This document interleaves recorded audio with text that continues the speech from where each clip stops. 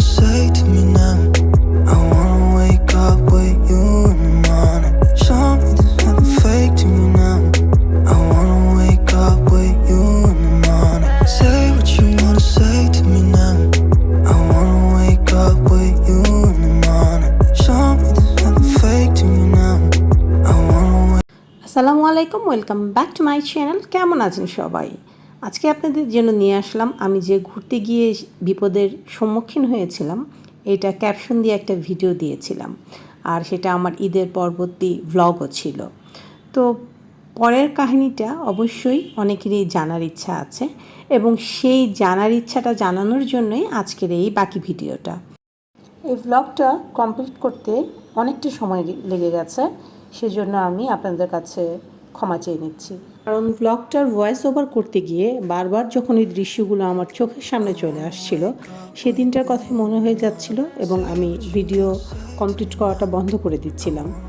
আর তারপর যাই হোক, সাহস করে ভিডিওটা বানিয়েই ফেললাম, যেহেতু আগেরও কিছু ভালো স্মৃতি আছে, সুন্দর স্মৃতি আছে, সেগুলো কেন আপনাদের সাথে তুলে ধরব না। সকালের ভিডিওটা আজকে আপনাদের সঙ্গে নিয়ে এসেছিলাম ভোর সেই 6টা থেকে। তো আমি আগের ভিডিওতে ভালো করে দেখিয়েছি, আজকে আরেকটু ক্লিপগুলো আপনাদের সাথে শেয়ার করছি। যেহেতু ভিতরের দৃশ্য, বাহিরের দৃশ্য সব কিছু খুব সুন্দর ছিল। আজকে হচ্ছে আমরা রিসোর্ট যাবার পরদিন, আর সেই ভিডিওটা নিয়ে হাজির হয়েছি আপনাদের সাথে। সকাল 6টায় খুব কুয়াশা ছিল, কারণ বৃষ্টি ছিল। সবাই এখন আমরা ঘুম থেকে উঠে পড়েছি এবং সবাই ওয়েট করছি, নাস্তা করব এবং তারপর রওনা হব। যেহেতু গাড়ির অবস্থা খুবই খারাপ, 2 গাড়ি আমরা এসেছিলাম, 1 গাড়ির অবস্থা কি হয়েছে সেইটা আমি বিবরণ ব্যাখ্যা কিছুই করতে পারবো না। লাস্টে সেই ভিডিওটা রেখেছি, আপনারা দেখে নেবেন। কথার মাঝেই আমাদের নাস্তাগুলো সার্ভ হয়ে গেছে। তারা দিয়ে গেছে ডিম, পরোটা, ভাজি এবং আলুর দম। এখন আমরা ঝটপটে নাস্তা করে নেব। তারপরে খুব সুন্দর বৃষ্টি হচ্ছিল, আর যেহেতু আগের দিনও আমাদের মনটা খারাপ ছিল, সেই রকম গোসল করা বা সেই রকম এনজয় করা আমাদের হয়নি, তাই ভাবছিলাম সকালে সেটা করব। তো ভোরে যখন হালকা হালকা বৃষ্টি হচ্ছিল, তখন আমার ভাই বলল যে সবাই চা নিয়ে বাহিরে আসো, বাহিরে আমরা গার্ডেন এরিয়াতে বসে চা খাবো, পান করব, তো সবার কাছেই ভালো লাগবে। তো যেই বলা সেই কাজ, ছোটো ভাইয়ের ডাক, তো চলে গেলাম সবাই বাহিরে।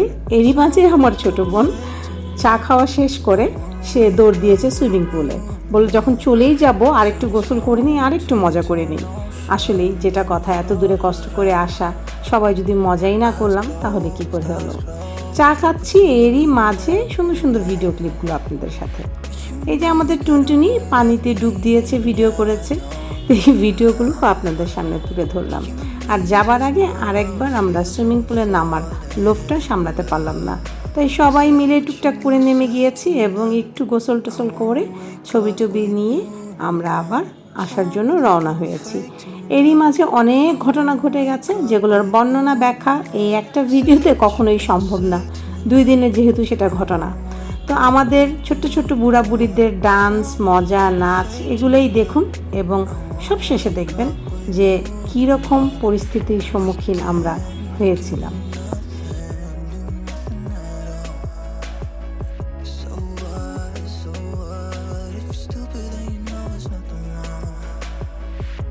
আমাদের বুড়া গানের শব্দ পেলেই ডান্স শুরু করে। এবার চলুন সেই ভয়ঙ্কর দুর্ঘটনার কথাটা জানাচ্ছি। আমি একটু ব্যাকে চলে যাচ্ছি এবং সেই ঘটনাটা কি ঘটেছিল সেটাই আপনাদের সাথে শেয়ার করছি।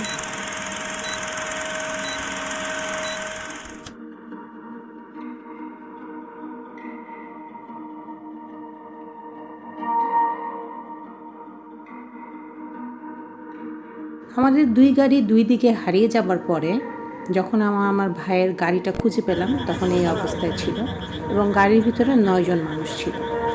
আল্লাহ সুবহানাহু ওয়া তাআলার রহমত যে 9টা মানুষ একদম সুস্থ, স্বাভাবিক, ভালো ছিল। ভয় পেয়েছিল, স্বাভাবিক, সেটা পাবেই, ছোট 2টা বাচ্চা ছিল। তো এই রকম দুর্ঘটনা পার করেই কিন্তু আমরা সেই রিসোর্ট গিয়েছিলাম। তো এটা হচ্ছে আমাদের জীবনের ভয়ঙ্কর একটা দুর্ঘটনার ঘটনা। যাই হোক, তারপরে আমার ভাই চেষ্টা করেছে সবার সাথে হাসি খুশিভাবে একটা দিন কাটানোর জন্য। জীবনটা অনেক ছোট, কখন কি ঘটে যায় কেউ বলতে পারে না। তাই চেষ্টা করবেন জীবনের কাছের মানুষগুলোর সাথে কাছে থাকার, এবং আপনি যদি না চান এক ঘরে থেকেও কাছের মানুষের সাথে কাছে থাকতে পারবেন না, দূরেই থাকবেন, সেটা একদম আপনার ব্যাপার। আজকে এইরকম ঘটনা ঘটার পরেও আমরা সবাই আল্লাহর রহমতে এবং ছোট বড় সবার দোয়ায় আজও একসাথে আছি। এটাই হচ্ছে আল্লাহর বড় পরীক্ষা এবং নির্দেশনা যে পরিবার অনেক বড় একটা জিনিস। আজকে এখানে একজনের ক্ষতি হলে কিন্তু আমাদের জীবনের অনেক কিছুরই ক্ষতি হয়ে যেত। গাড়িটার অনেক ক্ষতি হয়েছে, কিন্তু এটা হয়তো বা আস্তে আস্তে পুষিয়ে যাবে, কিন্তু পরিবারের কেউ চলে গেলে তাকে কিন্তু আর ফিরে পেতাম না। দুর্ঘটনাটা ঘটার পর সবাই মোটামুটি একটু শকে ছিল, তারপরেও কাটিয়ে ওঠার চেষ্টা করেছি এবং আল্লাহর রহমতে ভালোই ভালো সবাই বাড়িতে ফিরে এসেছি। আর 1 মাস পর মাশাআল্লাহ গাড়িটাও খুব সুন্দরভাবে ঠিকঠাক হয়ে ফিরে এসেছে।